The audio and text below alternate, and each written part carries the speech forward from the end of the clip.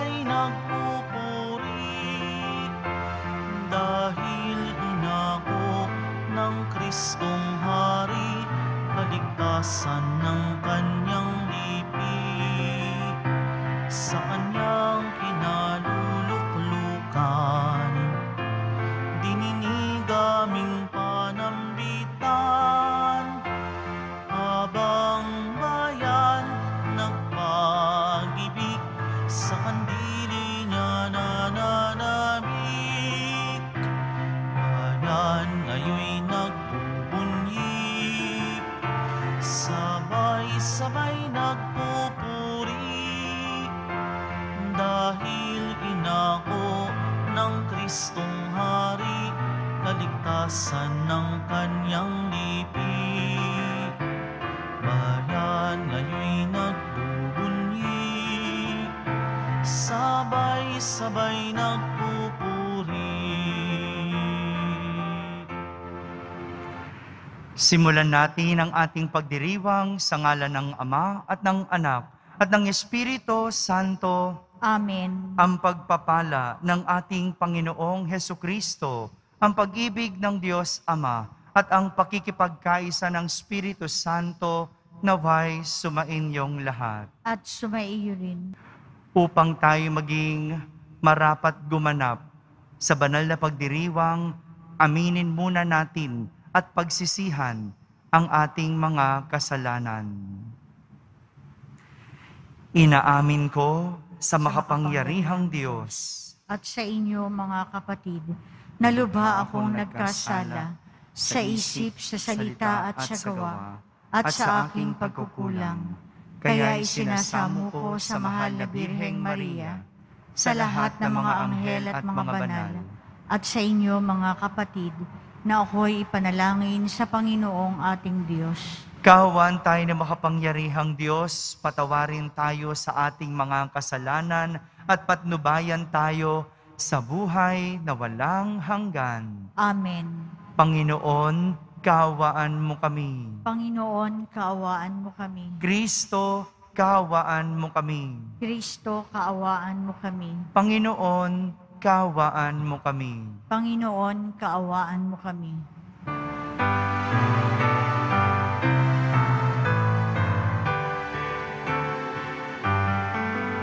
Papuri sa Diyos, papuri sa Diyos, papuri sa Diyos sa kaitaasan,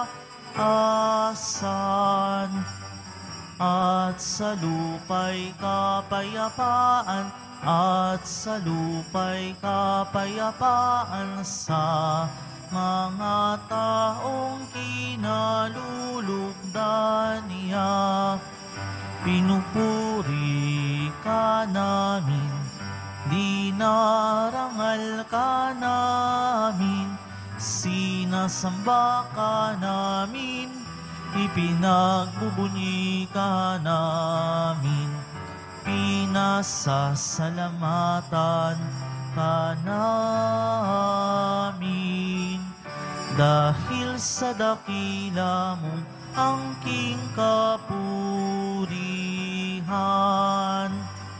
Panginoong Diyos, Hari ng langit, Diyos amang makapangyarihan sa lahat, Panginoong Hesukristo, buktong na anak, Panginoong Diyos, Kordero ng Diyos, anak ng Ama.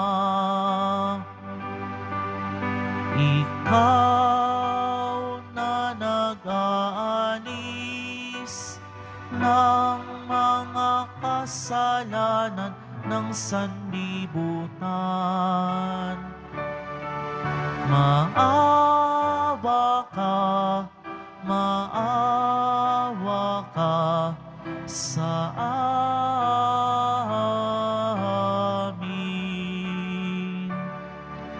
Ikaw na nag-aalis ng ang mga kasalanan ng sanlibutan. Tanggapin mo ang aming kahilingan. Tanggapin mo ang aming kahilingan. Ikaw na naluluklok sa kanan ng Ama, maawa ka sa amin. Sapagkat ikaw lamang ang banal at ang kataas-taasan. Ikaw lamang, O Hesukristo, ang Panginoon, kasama ng Espiritu Santo sa kadakilaan ng Diyos Ama. Amen. Ng Diyos Ama. Amen. Papuri sa Diyos. Papuri sa Diyos. Papuri sa Diyos sa kaitaasan.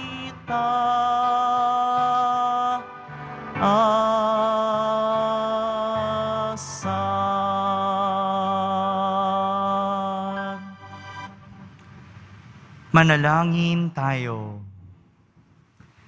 Ama naming makapangyarihan, mula sa mga buhay at piniling bato, ikaw ay nagtayo ng dakila at walang maliw na tahanan mo.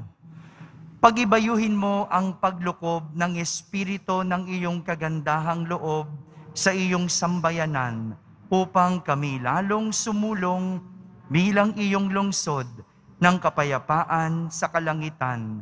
Sa pamamagitan ni Jesucristo kasama ng Espiritu Santo, magpa sa walang hanggan. Amen.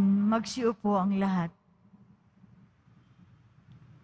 Pagbasa mula sa aklat ni Propeta Ezekiel. Noong mga araw na iyon, bumalik kami ng anghel sa pintuan ng templo. Sa ilalim nito'y may agos ng tubig papunta sa silangan. Ang templo'y paharap sa silangan. Ito'y nagmumula sa gawing timog na bahagi ng templo, sa gawing timog ng altar. Lumabas kami sa pintuan sa gawing hilaga, at iniligid niya ako papalabas sa pintuan sa gawing silangan. Doon ay may mahinang agos ng tubig mula sa gawing timog ng hagdanan. Sinabi niya sa akin, ang tubig na ito ay papunta sa dakong silangan hanggang dagat na patay. Pag-abot nito sa dagat na patay, malilinis ang tubig nito. Lahat ng lugar na maagusan nito ay magkakaroon ng lahat ng uri ng hayop at isda. Pagdating ng agos nito sa dagat na patay, magiging tabang ang tubig ng dagat. Lahat ng lugar na abutin nito ay magkakaroon ng buhay. Sa magkabilang pangpang ng ilog ay tutubo ang sari-saring punong kahoy na makakain ang bunga. Hindi malalanta ang mga dahon nito, ni mawawala ng bunga, pagkat ang didilig dito ay ang tubig na umaagos mula sa templo. Ito ay patuloy na mamumunga sa buong taon. Ang bunga nito ay pagkain, at gamot naman ang mga dahon. Ang salita ng Diyos. Salamat sa Diyos. Sa bayan ng dakilang Diyos, batis niya'y may tuwang dulot. Sa bayan ng dakilang Diyos, batis niya'y may tuwang dulot. Ang Diyos ang lakas natin at kanlungan, at handang saklolo kung may kaguluhan. Di dapat matakot, mundo'y mayanigman, kahit nasa dagat, ang bundok mabuwal. Sa bayan ng dakilang Diyos, batis niya'y may tuwang dulot. May ilog ng galak sa bayan ng Diyos, sa banal na templo'y ligaya ang dulot. Ang tahanang lungsod ay di masisira. Ito ang tahanan ng Diyos na dakila. Mula sa umaga ay kanyang alaga.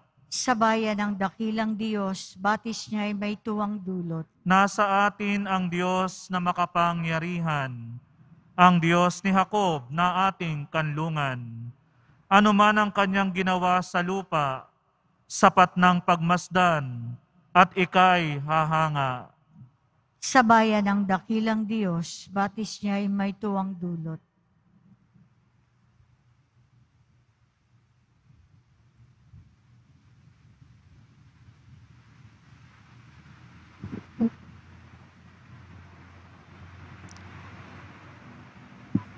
Pagbasa mula sa unang sulat ni Apostol San Pablo sa mga taga-Korinto. Mga kapatid, kayo ang gusali ng Diyos, ayon sa kaloob ng Diyos sa akin. Ako ang naglagay ng pundasyon bilang mahusay na tagapagtayo. Iba naman ang nagpapatuloy ng pagtatayo ng gusali. Ngunit maging maingat ang bawat nagtatayo, sapagkat wala ng ibang pundasyon na maaaring ilagay liban sa nailagay na, si Hesukristo. Hindi ba ninyo alam na kayo'y templo ng Diyos at naninirahan sa inyo ang kanyang Espiritu? Parurusahan ng Diyos ang magwasak ng templo niya, sapagkat banal ang templo ng Diyos, at kayo ang templong iyan. Ang salita ng Diyos. Salamat sa Diyos. Magsitayo po ang lahat.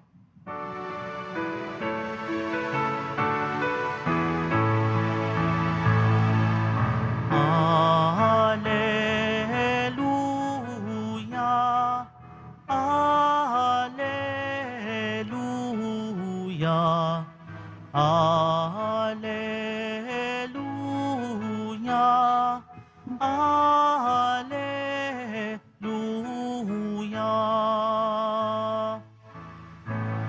Aking bahay na pinili ay pagpapalaing lagi, nang ngalan ko'y manatili. Alleluia, Alleluia, Alleluia, Alleluia.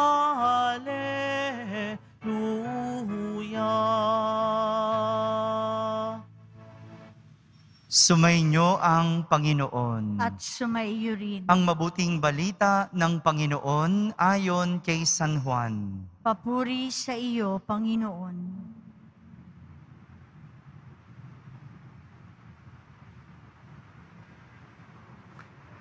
Malapit na ang Paskwa ng mga Hudyo, kaya't pumunta si Jesus sa Jerusalem. Nakita niya sa templo ang mga nagbibili ng mga baka, mga tupa at mga kalapati, at ang namamalit ng salapi. Gumawa siya ng isang panghagupit na lubid at ipinagtabuyang palabas ang mga mangangalakal, pati mga baka at tupa. Isinabog niya ang salapi ng mga namamalit at pinagtataob ang kanilang mga hapag. Sinabi niya sa mga nagbibili ng kalapati, alisin ninyo rito ang mga iyan. Huwag ninyong gawing palengke ang bahay ng aking ama. Naalala ng kanyang mga alagad ang sinasabi sa kasulatan, "Ang aking malasakit sa iyong bahay ay parang apoy na nag-aalab sa puso ko." Dahil dito'y tinanong siya ng mga Hudyo, "Anong tanda ang maibibigay mo upang patunayang may karapatan kang gawin ito?" Tumugon si Jesus, "Gibain ninyo ang templong ito at muli kong itatayo sa loob ng 3 araw. Sinabi ng mga Hudyo, 46 na taon na ginawa ang templong ito at itatayo mo sa loob lamang ng 3 araw? Ngunit ang templong tinutukoy ni Jesus ay ang kanyang katawan. Kaya't nang siya'y muling mabuhay, naalala ng kanyang mga alagad ang sinabi niyang ito at naniwala sila sa kasulatan at sa mga sinabi ni Jesus. Mga kapatid, ang mabuting balita ng Panginoon. Pinupuri ka namin, Panginoong Hesukristo. Magsiupo ang lahat. Isang magandang araw po sa inyong lahat. Sa ating ebanghelyo, 2 klase naman ng templo ang tinutukoy ni Jesus sa kanyang mga alagad. No? Dito sa narinig nating ebanghelyo, 2 yung kanyang tinutukoy na templo. Una, yung templo na bato o yung simbahan. Narinig naman natin, no? Nagpunta si Jesus sa Jerusalem at doon mayroong isa lang na templo. At doon sa templong iyon, marami ang namamalit ng salapi, marami ang nagtitinda ng iba't ibang mga alay. Sabi nga, sa pagkakalarawan, may mga nagtitinda ng baka, may nagtitinda ng mga tupa at kalapati. Kasi ito yung mga pang-alay noon sa templo. Yung dugo, yun yung pinang-aalay nila. Ngunit nadismaya si Jesus sa kanyang nakita dahil ginawang palengke ang bahay ng Diyos. Ginawang palengke ang templo ng Diyos. Kaya't pinaghahagupit niya yung mga nagtitinda doon, no? Yung mga mesa, pinagtataob niya. Isang galit na Jesus ang inilarawan dahil sa paglapastangan sa templo na itinuturing na bahay ng Diyos. Pangalawang templo naman na tinutukoy ni Jesus ay ang templo ng katawan. Ito yung tinutukoy ni Jesus nang sabihin niyang, "Gibain ninyo ang templong ito at muli kong itatayo sa loob ng 3 araw." Hindi nauunawaan ng mga Hudyo noong panahong iyon yung sinasabi ni Jesus. Ngunit alam natin ang kwento na matapos pahirapan, matapos patayin ng mga Hudyo si Jesus, siya ay nabuhay paglipas ng 3 araw. Isa namang nagbabantang Jesus ang inilalarawan dahil sa paglapastangan kay Jesus na itinuturing na katawan ng Diyos. Paglapastangan. Lapastangan, ibig sabihin, kawalan ng respeto o paggalang. Ito ang isa sa mga ikinagagalit ni Jesus. Kung kaya't magandang makita natin kung paano tayo nagtatrato. Ito man ay tungkol sa lugar o ito ay tungkol sa tao o maging sarili nating katawan. Paano tayo tumatrato? Hindi ba't anumang hindi sa iyo, kailangan tinatrato mo ng may respeto. Hindi mo lugar o hindi mo teritoryo, kaya respetuhin mo.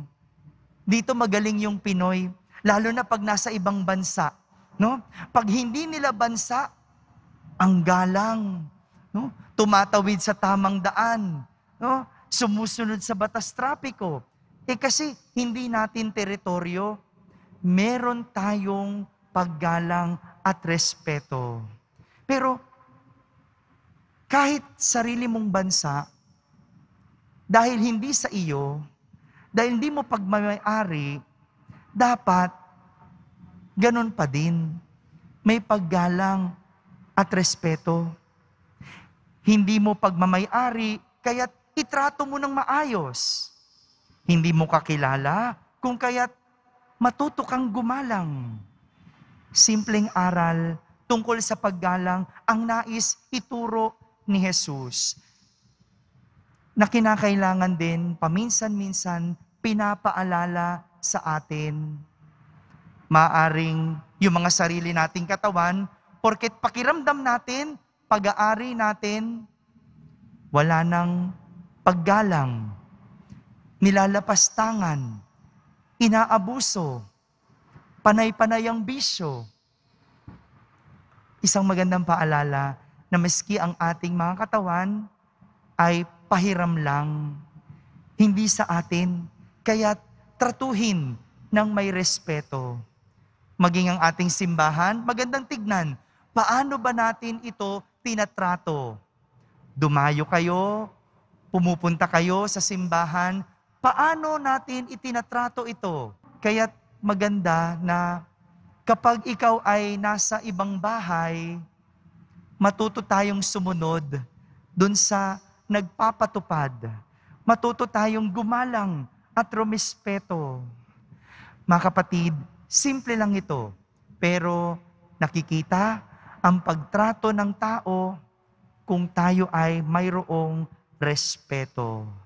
Dahil kung hindi tayo marunong rumispeto, wala tayong karapatang hanapin ito sa ibang tao. Ang respeto ay karakter ng isang tao na ipinapakita sa pamamagitan ng pagtrato. Kaya't anumang bagay na hindi tinatrato ng maayos, kasiraan, hindi ng iba, kundi ng sarili mo. Amen.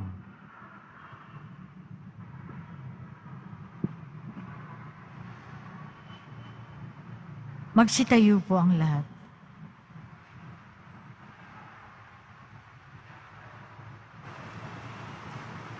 Minamahal kong mga kapatid, nananahan ng ating tagapagligtas sa buhay na templo ng kanyang simbahan.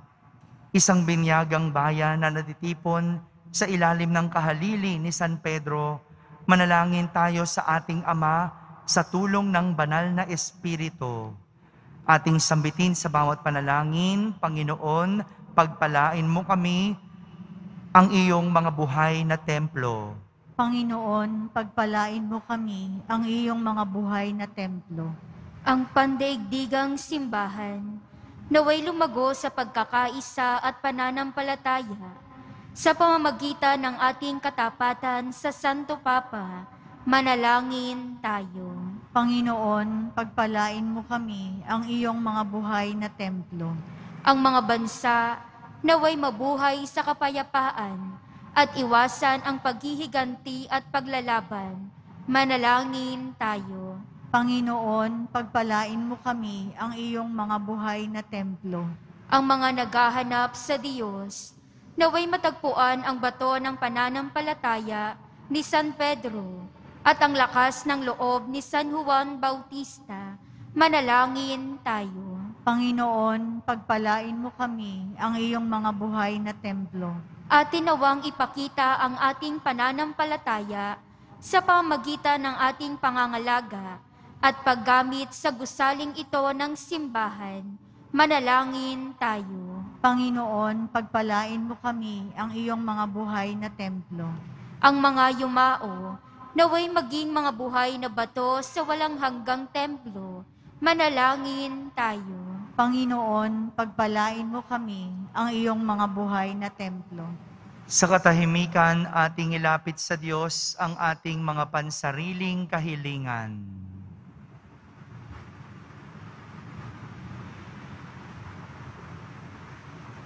Manalangin tayo. Panginoon, pagpalain mo kami ang iyong mga buhay na templo. Mapagmahal na Ama, itinaas mo ang katawan ng iyong anak, ang maluwalhating templo ng muling pagkabuhay. Bilang kanyang katawang mistiko at templo sa lupa, iniaalay namin sa iyo ang aming mga panalangin, taglayang pag-asa na makakabahagi kami sa gayon ding muling pagkabuhay. Hinihiling namin ito sa pamamagitan ni Kristo na aming Panginoon. Amen. Magsiupo ang lahat.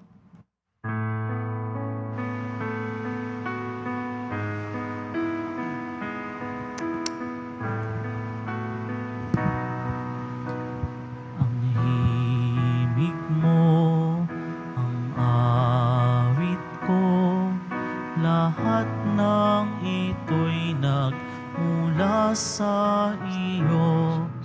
Muling ihahandog sa'yo, buong puso kong inaalay sa'yo. O Diyos, o Panginoon, lahat ay biyayang aming inampon, aming buhay at kakayahan. Ito'y para lamang sa iyong kalwalhatian. Magsitayo po ang lahat. Manalangin kayo mga kapatid upang ang paghahain natin ay kalugdan ng Diyos amang makapangyarihan. Tanggapin nawa ng Panginoon itong paghahain sa iyong mga kamay sa kapurihan niya at karangalan, sa ating kapakinabangan at sa buong sambayanan niyang banal. Ama naming lumikha, tanggapin mo ang paghahaing ito at ipagkalob mo sa mga nananalangin sa iyo ang lakas na dulot ng pakikinabang sa mga iniaalay dito sa pamamagitan ni Jesucristo kasama ng Espiritu Santo magpa sa walang hanggan. Amen. Sumainyo ang Panginoon. At sumaiyo rin. Itaas sa Diyos ang inyong puso at diwa. Itinaas na namin sa Panginoon. Pasalamatan natin ang Panginoong ating Diyos. Marapat na siya ay pasalamatan. Ama naming makapangyarihan, tunay ngang marapat na ikaw ay aming pasalamatan. Minarapat mong manahan sa bahay dalanginan ang itinayong para sa iyo upang kami mahubog mo bilang tahanan ng iyong Espiritu na maikapagkakapuri mo sa pagtataglay ng iyong sariling kariktan. Itinatalaga mo ang iyong kabanalan, ang gusaling kababanaagan ng iyong tinipong sambayanang kaisa ng anak mo, palagi nang makapagluwal ng mga kasapi na sa iyo'y sasapit ng maluwalhati. Kaya kaysa ng mga anghel na nagsisiawit ng papuri sa iyo ng walang humpay sa kalangitan, kami nagbubunyi sa iyong kadakilaan. Santo, Santo, Santo, Panginoong Diyos ng mga hukbo, napupuno ang langit at lupa ng kadakilaan mo, o sana sa kaitaasan. Pinagpala ang naparirito sa ngalan ng Panginoon, o sana sa kaitaasan. Magsiluhod po ang lahat. Ama naming banal, ikaw ang bukal ng tanang kabanalan, kaya't sa pamagitan ng iyong Espiritu ay gawin mong banal ang mga kaloob na ito upang para sa amin ay maging katawan at dugo ng aming Panginoong Hesukristo. Bago niya pinagtiis ang kusang loob na maging handog, hinawakan niyang tinapay, pinasalamatan kanya, pinaghati-hati niya iyon, iniyabot sa kanyang mga lagad at sinabi, "Tanggapin ninyong lahat ito at kanin, ito ang aking katawan na inihahandog para sa inyo."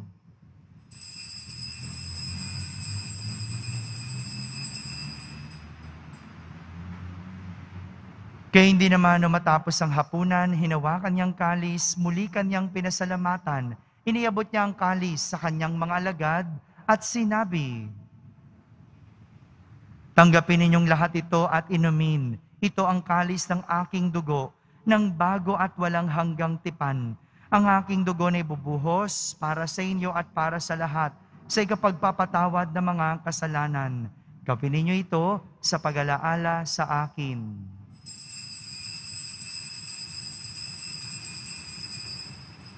Magsitayo po ang lahat.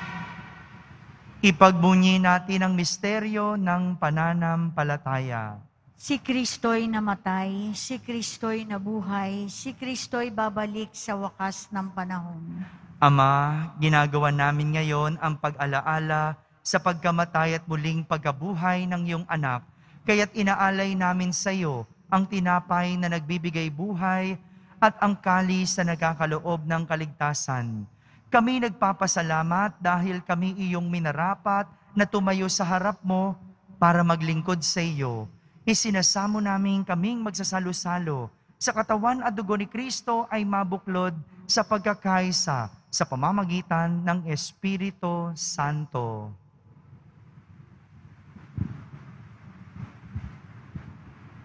Ama, ligapin mo yung simbahang laganap sa buong daigdig. Pususin mo kami sa pag-ibig kay San Francisco na aming Papa, si Jose na aming Obispo at ng Tanang Kaparian. Alalahanin mo rin ang aming mga kapatid na nahimlay na may pag-asang sila'y muling mabubuhay, gayon din ang lahat ng pumanaw. Kawan mo sila at patuloy sa iyong kaliwanagan. Kawan paginapating kaming lahat na makasalo sa iyong buhay na walang wakas. Kaysa ng mahal na Birheng Maria ng Diyos, ng kabiyak na puso niyang si San Jose, kaysa ni Apostol San Juan Bautista, at ang lahat ng mga banal na buhay dito sa daigdig ng kalugod-lugod sa iyo. May pagdiwang nawa na ipupuri si kararangal mo sa pamagitan ng iyong anak na aming Panginoong Kristo.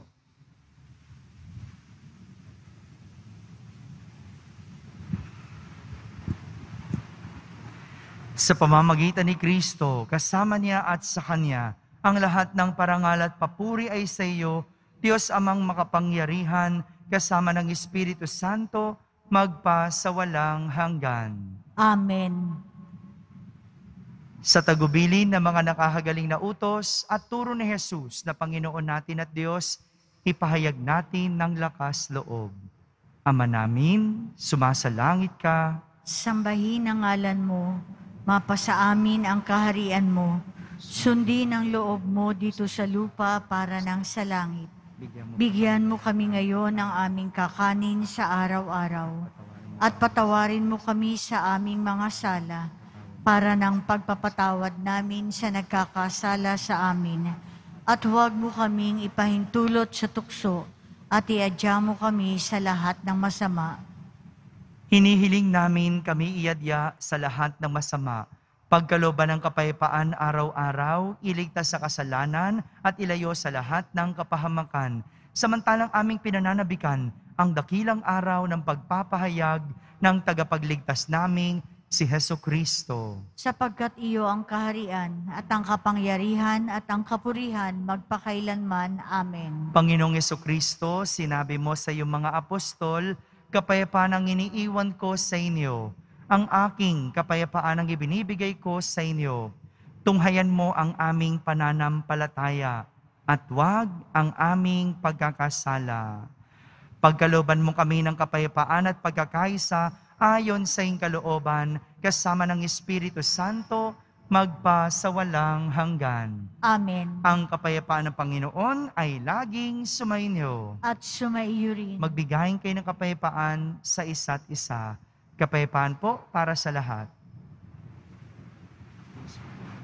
Kordero ng Diyos na nag-aalis ng mga kasalanan ng sanlibutan, maawa ka sa amin.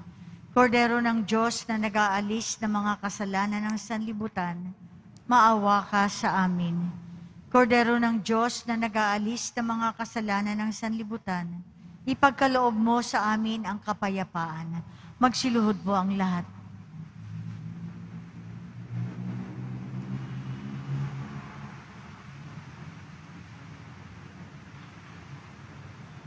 Ito ang kordero ng Diyos. Itong nag-aalis sa mga kasalanan ng sanlibutan. Mapalad ang mga inaaniyahan sa kaniyang piging. Panginoon, hindi ako karapat-dapat na magpatuloy sa iyo, ngunit sa isang salita mo lamang ay gagaling na ako. Ang katawan ni Kristo. Amen.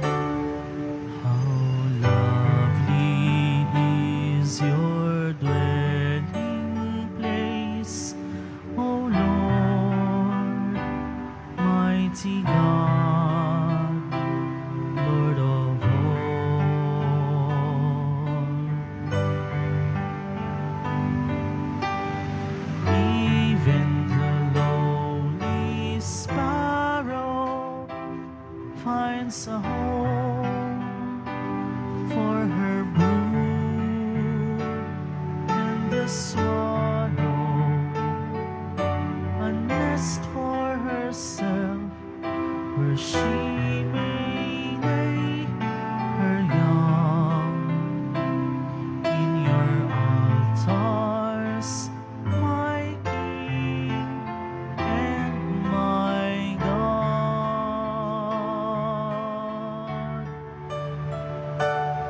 How lovely is your dwelling place, O Lord, mighty God, Lord of all.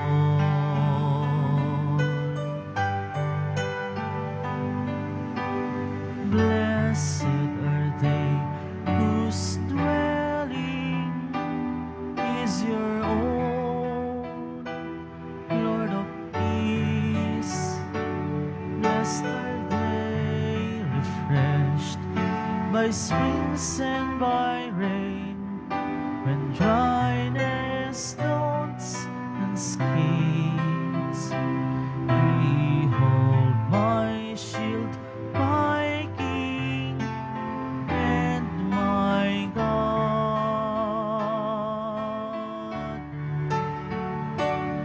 How lovely is your dwelling place, O Lord, mighty God, Lord of all.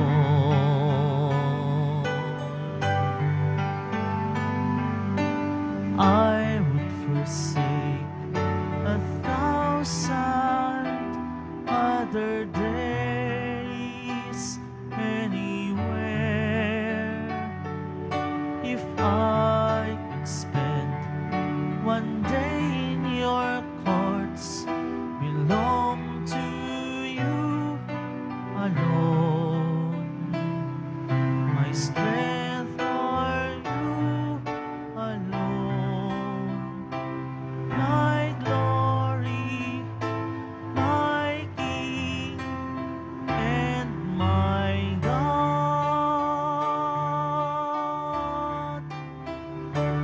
How lovely is your dwelling place, O Lord, mighty God, Lord of all. How lovely your dwelling place, O Lord, mighty God, Lord of all. Magsitayo na po ang lahat. Manalangin tayo. Ama naming mapagmahal, niloob mong ang lungsod ng kapayapaan sa langit ay aming mabanaagan sa nakikita naming sambayanan mo sa lupang ibabaw. Ipagkaloob mong sa aming pakikinabang kami panahanan ng iyong kagandahang loob at ang tahanan ng iyong kadakilaan sa langit ay aming mapasok. Sa pamamagitan ni Jesucristo, kasama ng Espiritu Santo, magpa sa walang hanggan. Amen. Sumainyo ang Panginoon. At sumaiyo rin. Pagbabasbas ng Poong Yesus Nazareno. Mahal na Poong Yesus Nazareno, inihayag mo sa pamamagitan ng krus ang walang maliw na pag-ibig ng Diyos sa sangkatauhan. Pakinggan mo ang kahilingan ng iyong angkan na nagsusumamo sa iyo. Makamtanawan nila ang inyong katugunan at tanggapin ang kasagutan na may utang na loob na tinatanaw. Basbasan din po ninyo ang lahat ng may karamdaman at nahihirapan sa pamamagitan ng bendisyon na ito, naway maalala nila ang mga pangako nila noon sa binyag na ikaw ang kanilang iibigin at pagdilingkuran bilang Panginoon magpa sa walang hanggan. Amen. At pagpalain kayo ng makapangyarihang Diyos, Ama, Anak, at Espiritu Santo. Amen. Tapos na po ang ating pagdiriwang, humayging taglay ang pag-ibig at kapayapaan ng Poong Jesus Nazareno. Salamat sa Diyos.